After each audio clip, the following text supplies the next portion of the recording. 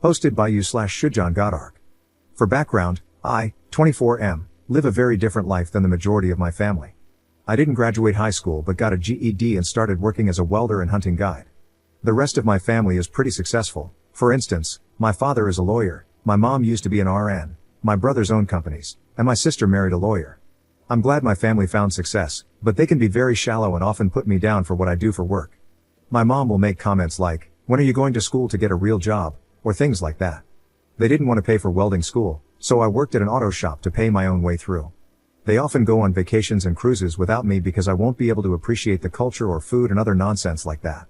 I love them, but I have been slowly pulling away from them over the last few years since I can tell that we live different lives and they have no interest in sharing theirs with me.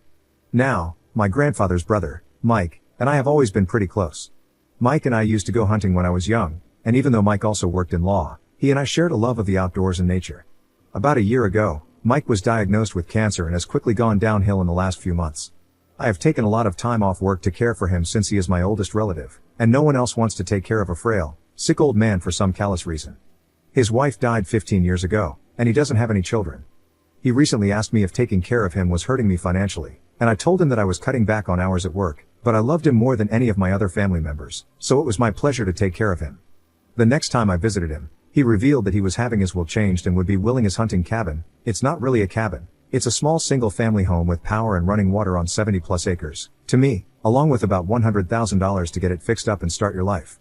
He wants the rest of his estate to be liquidated and donated to different causes he was passionate about. Mike is actively dying now. He asked to be taken out of hospice so he can die at home with his dog, who will also be coming with me when he passes away. In his own home, my family was talking about how much money Mike has and how, when he dies, they want to convert his hunting cabin into a summer vacation home and fund a big memorial trip to Europe on his dime since we are his last remaining family, and they expect the majority of his wealth to be divided among us. They do not know that everything is being donated and that I am getting the house and some of his money. I know that if and when they find out about what Mike has so graciously done for me, they will tear me down and curse his name. I don't want to be around for the fallout. I plan to set aside some money for renovating the house for full-time use and start a small welding company someday. So, would I be wrong if I cut them out of my life as soon as Mike is gone? Seeing this new greedy side of them has soured me a lot, and I don't know if I can even stand being around them anymore, even though I know that Mike always said your family should be everything to you. First update 4 months later. I figured I might as well provide an update to my original post, so here it is. Mike passed away shortly after my last post. He died peacefully in his sleep. His last waking hours were spent with me, Maisie, and the nurse who was caring for him. He is buried next to his late wife. He lived a good life. Some of his last words to me were, "We had a pretty good run, didn't we?" The issue with the will was hilarious to me and served as a great pain reliever. Mike is always looking after me, even after his death, because watching the fallout in real time was like chicken soup for my grieving soul. Yes, Mike did leave the cabin and money to me. He also left me his guns, his dog and her belongings, his fishing poles and tackle, and a few mementos from over the years. He changed the will 3 years ago and simply never told me or anyone else in the family. He left various trinkets for other members of our family that were pretty on the nose. For instance, he left my father, who spent a long time complaining about the contractors doing work on the house, a bag of old hand tools. My sister got a box of wine glasses. One of my brothers got a drawer full of pens and pencils for your blossoming legal career. He also gave all of us some money for a round of beer in his honor. Watching everyone go from fake sadness to excitement, to horror and disgust was quite the trip. My mom kicked the pot of flowers outside the office so hard that she tipped it over. My father just stared out the window in silence for a really long time. My oldest brother held it together until we made it home, then started screaming and swearing about getting an effing box of pencils as a thank you for being part of his life. I have been moved from the disappointment son list to the crap list.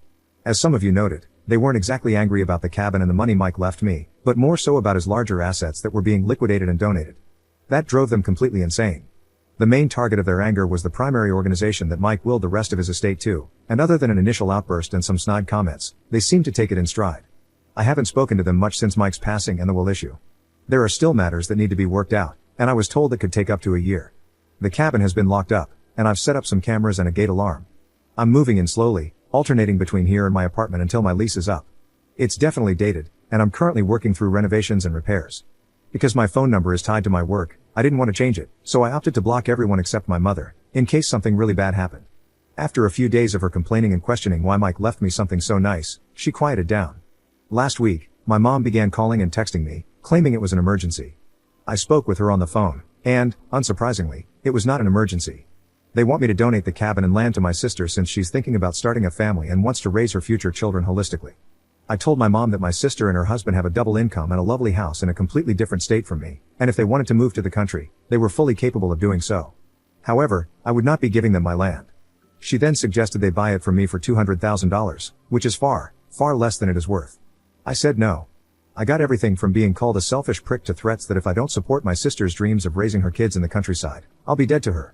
They even said Mike would want me to give the cabin and land over, and they told me, see if we ever do anything for you again, you entitled prick.